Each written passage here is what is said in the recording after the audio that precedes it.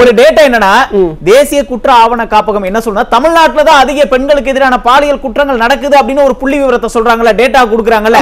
அப்ப முதலமைச்சர் என்ன பண்ணி இருக்கணும் சார்? பாலியல் குற்றம் வந்து எஸ்பெஷலி நீங்க சொன்னது லேடிஸ்ல வந்து ஃபர்ஸ்ட் இடம் வந்து மகாராஷ்டிரா, 2வது இடத்திலே தமிழ்நாடு இருக்கு. இல்லன்னு சார், முதல் இடத்துல இருக்கு, அதிகரிச்சிட்டு வருது தமிழ்நாட்டுல. 2வது இடத்துல, 2வது இடத்துல, முதல் இடத்துல 2வது இடத்துல சார் உங்க வாதப்படி அது வந்து பாதிக்கப்படுறது அப்பாவி பெண்கள் தானே சார். அது அரசாங்கம் வந்து அதுக்கு தலையிட முடியாது. அது தனிப்பட்ட முறையில அவர்கள் செய்த குற்றம். அவர்கள் வந்து அரசாங்கம் தலையிட முடியாது சார்.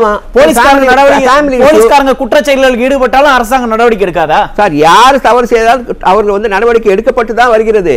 நீங்க எடுக்கப்படலன்னா நீங்க சட்டமன்றத்தில் சொல்லலாம்.